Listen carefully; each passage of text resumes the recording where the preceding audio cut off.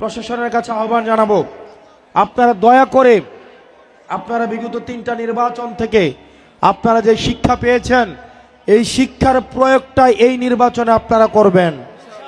আমরা বিশ্বাস রাখতে চাই এই নির্বাচনের ওসিদেরকে কিনা যাবে না, এসপিদের জন্য আলাদা কোনো খাম রাখতে হবে না, এসআইদের জন্য আলাদা কোনো টাকা রাখতে হবে না। তারা বিবেকের তাড়নায়, তাদের পেশার মর্যাদায়, তাদের পোশাকের সম্মানে তারা একটা স্বচ্ছ এবং নিরপেক্ষ নির্বাচনের জন্য যদি জীবন দিতে হয় তারা সেদিন নির্বাচনের কেন্দ্রগুলোকে প্রয়োজনে তারা জীবন দিবে।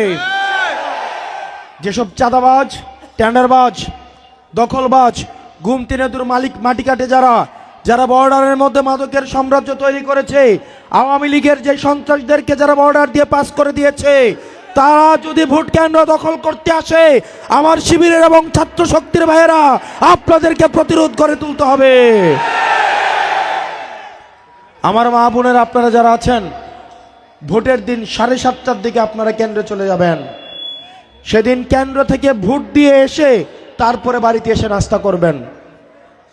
আপনারা জানেন না নীরবে বিপ্লব ঘটে গিয়েছে, মানুষ অপেক্ষায় রয়েছে, সিএনজি ড্রাইভাররা অপেক্ষায় রয়েছে, ব্যবসায়ীরা নিস্তার চায়, ব্যবসায়ীরা মুক্তি চায়, তারা শান্তি চায়, জনগণ স্ট্যাবিলিটি চায়, তারা 11 দলীয় ঐক্যবদ্ধ জোটকে ভোট দেওয়ার জন্য সবাই প্রস্তুত হয়ে আছে।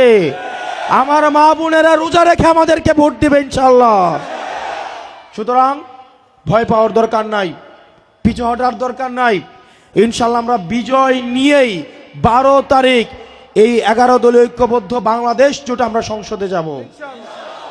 আপনারা সে পর্যন্ত মাগরিবের আজান হবে, এই মুহূর্তে থেকে ভোটের দিন পর্যন্ত, ফলাফল পর্যন্ত আপনাদের কাজ হচ্ছে প্রত্যেক দিন, এর আগের দিন যতজনের কাছে গেছেন পরের দিন অন্তত 10 জন বেশি মানুষের কাছে যাবেন।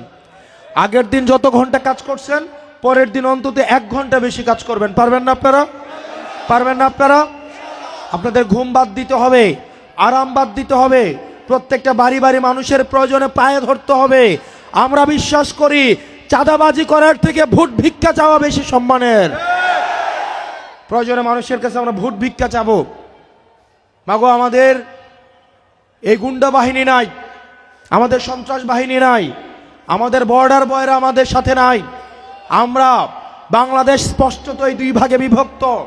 এক ভাগ ভারতের কাছে নিজেদের বিবেক এবং মস্তিষ্ক বর্গা দেওয়ার জন্য তৈরি, আরেক ভাগ স্বাধীনতার আকাঙ্ক্ষায় উন্মুক্ত হয়ে আছে।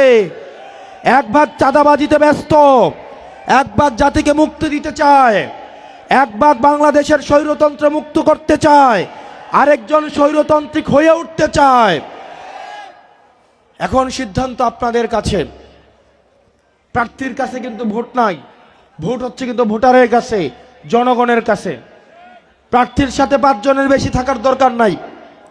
আপনারা সবাই জনতার মধ্যে ময়দানে সবাই চলে যাবেন, প্রত্যেকটা বাড়ি বাড়ি চলে যাবেন। ইনশাআল্লাহ আমরা 12 তারিখ বিজয় নিয়ে আমরা সংসদে যাব। আপনারা পারবেন না? মুবারক ভাইরা জেল জুলুম মজলুমের জীবন কাটিয়েছে, নির্যাতন নিপীড়ন করেছে ওনাদের উপরে।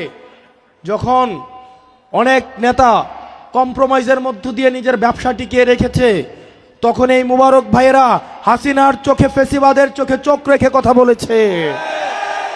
যখন ব্যবসা টিকিয়ে রাখার জন্য আওয়ামী লীগের সাথে মিলেমিশে ব্যবসা বাণিজ্য করেছে, আত্মীয়তা করেছে, তখন মুবারক ভাইয়েরা কখনোই আওয়ামী লীগের সাথে 1 বিন্দু আপোষ করে নাই। আপনারা সবার কাছে যাবেন, প্রত্যেকটা মানুষকে ভোট কেন্দ্রে আসতে উদ্বুদ্ধ করবেন। প্রতিপক্ষ দেখবেন নারীরা, তরুণ প্রজন্মের যখন জনজোয়ার উঠবে ভোট কেন্দ্রগুলোতে, ভোট বন্ধ করার জন্য পায়তারা শুরু করবে, সেগুলোকে আপনাদের ঠেকাতে হবে এবং সকাল থেকেই কেন্দ্রে থাকতে হবে আপনাদেরকে।